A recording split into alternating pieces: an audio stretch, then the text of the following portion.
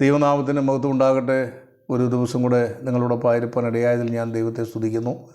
പ്രതികൂലങ്ങളും പ്രയാസങ്ങളും നിറഞ്ഞ ഒരു ലോകത്തിലാണ് നമ്മൾ ജീവിക്കുന്നതിൻ്റെ നടുവിൽ നമുക്ക് ആശ്വാസം നൽകുന്ന, ധൈര്യം നൽകുന്ന നമ്മുടെ കർത്താവിൻ്റെ വചനങ്ങൾ വായിക്കുകയും ധ്യാനിക്കുകയും ചെയ്യുന്നത് നമ്മുടെ ജീവിതത്തിൽ വലിയൊരു ആശ്വാസമാണ്. ഒരു പോസിറ്റീവ് എനർജി നമുക്ക് ജീവിതത്തിൽ ഉണ്ടാകുകയാണ്.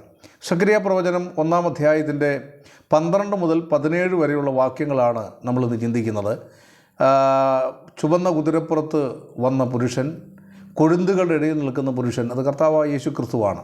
ആ യേശു ക്രിസ്തു തൻ്റെ ജനത്തോട് സംസാരിക്കുന്ന ആശ്വാസത്തിൻ്റെ വാക്കുകളാണ് ഈ വാക്യങ്ങൾ കാണാൻ സാധിക്കുന്നത്. 12-ാം വാക്യം നമ്മൾ വായിക്കുമ്പോൾ, എന്നാറെ യഹോവയുടെ ദൂതൻ, സൈന്യങ്ങളുടെ യഹോവേ എന്ന് ഈ കൊഴുന്തുകളുടെ ഇടയിൽ നിൽക്കുന്ന പുരുഷനെ വിളിക്കുകയാണ്.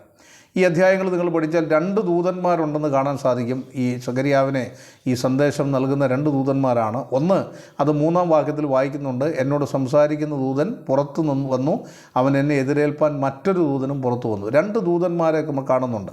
അതിൽ ഒരാളാണ് the Angel of the Lord എന്നറിയപ്പെടുന്ന നമ്മുടെ കർത്താവായ യേശു ക്രിസ്തു. ആ യഹോവയുടെ ദൂതനെ ഇവിടെ ഈ സന്ദേശവാഹകനായ ദൂതൻ യഹോവേ എന്ന് സംബോധന ചെയ്യുകയാണ്. അതുകൊണ്ടാണ് ഞാൻ കഴിഞ്ഞ ദിവസങ്ങൾ ഓർപ്പിച്ചത്, പഴയ നിയമത്തിൽ 11 സ്ഥലങ്ങളിൽ യഹോവയുടെ ദൂതനെന്ന നിലയിൽ കർത്താവായ യേശു ക്രിസ്തു വെളിപ്പെട്ടിട്ടുണ്ട്. അവിടെയെല്ലാം അവനെ യഹോവ എന്ന് തന്നെയാണ് സംബോധന ചെയ്തിരിക്കുന്നത്.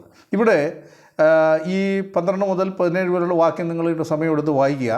അവിടെ കർത്താവ് ഇവരോട് സംസാരിക്കുകയാണ്. യഹോവയുടെ ദൂതൻ സംസാരിക്കുകയാണ്. 13-ാം വാക്യം, അതിന് യഹോവ എന്നോട് സംസാരിക്കുന്ന ദൂതനോട് നല്ല വാക്കും ആശ്വാസകരമായ വാക്കും അരുളി ചെയ്യുന്നു.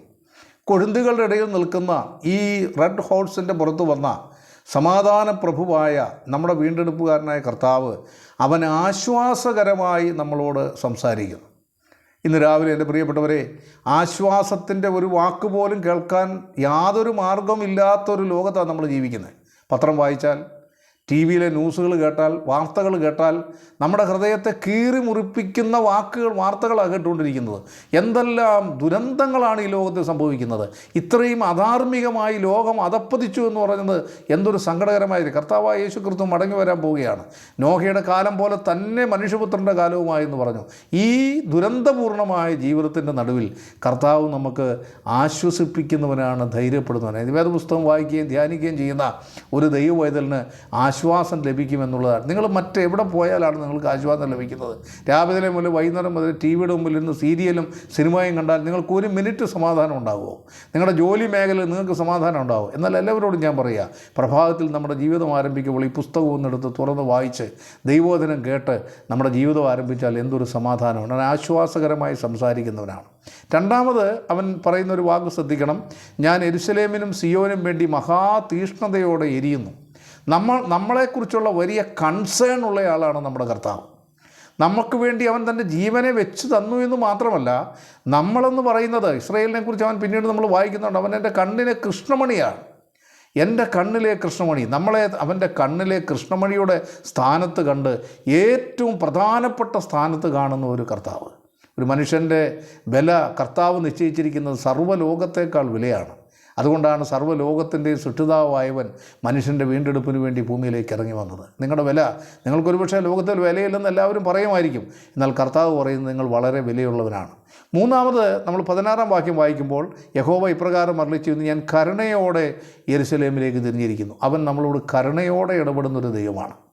നമ്മുടെ ജീവിതത്തിൽ കുറവുകളും പോരായ്മകളും ഒക്കെ സംഭവിക്കുമ്പോൾ നമ്മൾ പുറത്താക്കപ്പെട്ടു എന്ന് ആരും പറയരുത്. ഒരുപക്ഷെ ദാവീദ് പറഞ്ഞുകൊണ്ട്, എൻ്റെ അപ്പനും അമ്മയും എന്നെ ഉപേക്ഷിച്ചിരിക്കുന്നു, എന്നാൽ യഹോവ എന്നെ കൈക്കൊള്ളും.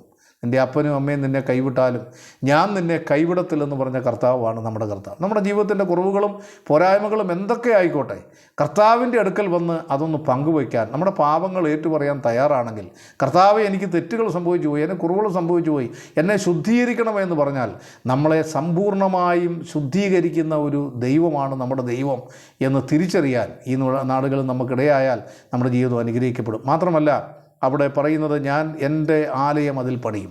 തകർന്നുപോയ യെരൂശലേം ദേവാലയം പുനരുദ്ധരിക്കാൻ വന്ന യഹൂദന്മാരെ അത് പണിയിപ്പിക്കത്തില്ലെന്ന് പറഞ്ഞ ആളുകൾ കൂട്ടമായി ആക്രമിച്ചപ്പോൾ ദൈവം പറയാണ്, ഞാൻ എൻ്റെ ആലയം പണിയും. കർത്താവിൻ്റെ സഭയെക്കുറിച്ചും പറയുന്നതാണ്. യഹൂദനും സഭയും ഒന്നല്ല, രണ്ടാണ്. സഭയെക്കുറിച്ച് കർത്താവ് പറയുന്നത്, ഞാൻ എൻ്റെ സഭയെ പണിയും. I will build my church. പാതാള ഗോപുരങ്ങൾ അതിനെ ജയിക്കത്തില്ല. കർത്താവിൻ്റെ സഭയെ പണിതുകൊണ്ടിരിക്കുകയാണ്. ആ സഭയുടെ പണി പൂർത്തീകരിച്ചു കഴിഞ്ഞാൽ ലോകത്തിലെ രാജാക്കന്മാരും നേതാക്കന്മാരും ഒന്നും വിഷമിക്കേണ്ട. കർത്താവിൻ്റെ സഭയുടെ പണി പൂർത്തീകരിച്ചു കഴിഞ്ഞാൽ ആ സഭയെ അവൻ ഈ ലോകത്ത് നിന്നെടുക്കും. നിങ്ങൾ പിന്നെ അവയെ കാണത്തില്ല. ഇന്ന് ലോകത്തിൽ അല്പമെങ്കിലും പ്രകാശം പരത്തുന്നത് ഈ ക്രിസ്തുവിൻ്റെ സഭയാണ്. ദൈവജനത്തിൻ്റെ പ്രാർത്ഥനയാണ് സമാധാനം ഉണ്ടാക്കുന്നത്. അവർ ഈ ഭൂമിയിൽ നിന്നെടുക്കപ്പെട്ടാൽ ലോകം മഹാദുരന്തത്തിലേക്ക് പോകാൻ പോവുകയാണ്. എന്തായാലും കർത്താവ് പറയുന്നത്, ഞാൻ എൻ്റെ ആലയം പണിയും. ഏറ്റവും ഒടുവിൽ പറയുന്നത് 12 വാക്യം വായിക്കുമ്പോൾ, എൻ്റെ പട്ടണങ്ങൾ ഇനിയും അഭിവൃദ്ധികരമായി വിശാലത പാലിക്കും. ദൈവജനം ഏറ്റവും അനുഗ്രഹിക്കപ്പെട്ട അവസ്ഥയിലേക്ക് എത്താൻ പോവുകയാണ്. ഈ ലോകത്ത് നമുക്ക് കഷ്ടങ്ങളും പ്രയാസങ്ങളുമുണ്ട്. എന്നാൽ ദൈവം ഒരുക്കി നിത്യ ദൈവരാജ്യത്തിൽ നാം അഭിവൃദ്ധിയിലേക്ക് പ്രവേശിക്കാൻ പോവുകയാണ്. മാത്രമല്ല അതിൻ്റെ 17 വാക്യത്തിൻ്റെ ഒടുവിൽ വായിക്കുന്നത്, ഞാൻ സിയോനെ ആശ്വസിപ്പിക്കുകയും ഇനിയും യെരുശലേമിനെ തിരഞ്ഞെടുക്കുകയും ചെയ്യും. ജീവിതത്തിൽ പരാജയം സംഭവിച്ചു പോയ യെരുശലേമിനെ, കർത്താവിനെ തള്ളിപ്പറഞ്ഞ യെരുശലേമിനെ പിന്നെയും തിരഞ്ഞെടുത്ത് 1948 രാഷ്ട്രമായി അവരെ രൂപീകരിച്ച ഇസ്രയേൽ ഇന്ന് ലോകത്തുണ്ട്. അവരെ ദൈവം ഇന്നും തിരഞ്ഞെടുത്തതിൻ്റെ തെളിവാണ് നമ്മൾ കാണുന്നതെങ്കിൽ നമ്മുടെ തിരഞ്ഞെടുപ്പും വളരെ പ്രധാനപ്പെട്ടതാണ്. ദൈവം നമ്മളെ അനുഗ്രഹിക്കട്ടെ.